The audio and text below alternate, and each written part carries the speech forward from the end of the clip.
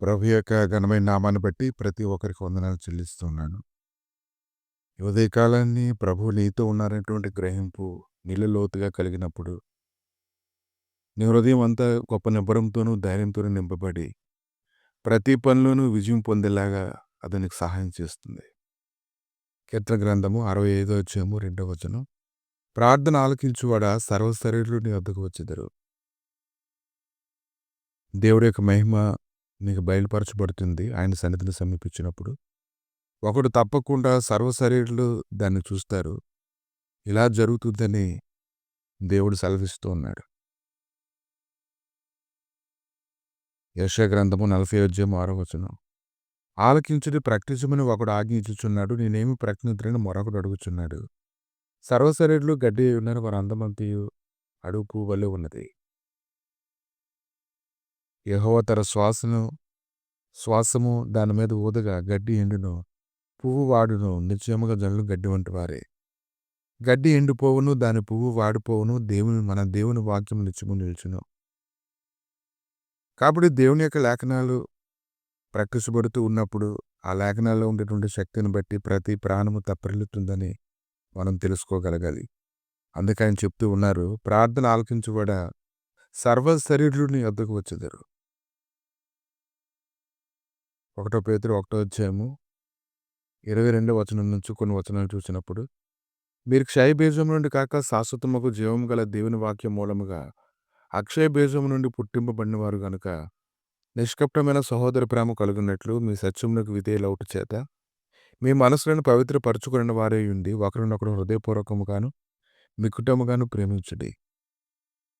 యాలి అనగా సర్వశరీరులు గడ్డిని పోలిన వారు, వారి అందమతి గడ్డి పువ్వు వలె ఉన్నది. గడ్డి ఎండును, దాని పువ్వును రాలును, అయితే ప్రభు వాక్యం ఎల్లప్పుడూ నిలుచును. మీకు ప్రకటించబడిన సువార్త ఈ వాక్యమే.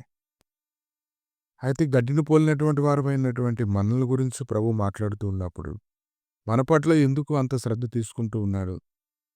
క్షణకాలం నుండి నశించిపోయేటువంటి గడ్డిని గురించి దేవుడు ఎంతో శ్రద్ధ తీసుకొని దానిని బట్టి అనేక మంది హృదయాలు సంతోషంతో నింపబడేలాగా వాటి సొగసులంతటినీ మనకు చూపించి దాని యొక్క అందాన్ని బట్టి ప్రతి ఒక్క హృదయము ఆనందింపజేసేటువంటి దేవుడు ఈ దినాన్ని నిన్ను గొప్ప చేయడానికి దేవుని యొక్క వాక్యాన్ని నీ హృదయంలో పెడుతూ ఉన్నాడని నువ్వు గ్రహించుకోగలగాలి. కనుక నువ్వు క్షయబీజం నుండి కాక శాశ్వతముకు జీవం గల దేవుని వాక్యం మూలముగా అక్షయబీజం నుంచి నువ్వు పుట్టినవాడివి, పుట్టిన దానవు గనుక ఈరోజు ప్రభువు దయాళుడని మీరు రుచి చూచిన ఎడల ఆయన స్తుతించండి. కాబట్టి అన్నిటికీ ప్రాయశ్చిత్తం చేయవాడు ఆయనే, అన్నిట్లో కూడా బలపరిచేవాడు ఆయనే, వంకర మార్గములన్నిటినీ సమంగా చేసేవాడు కూడా ఆయనే, ప్రతి కొండను అణిచేవాడు ఆయనే, ప్రతి లోయను ఎత్తి చేయవాడు కూడా ఆయనే. ఒకవేళ ఆయనకి తన శ్వాస కానీ ఆ గడ్డి మీద ఊదినట్లయితే గడ్డి ఎండిపోతుంది, పువ్వు వాడిపోతుంది.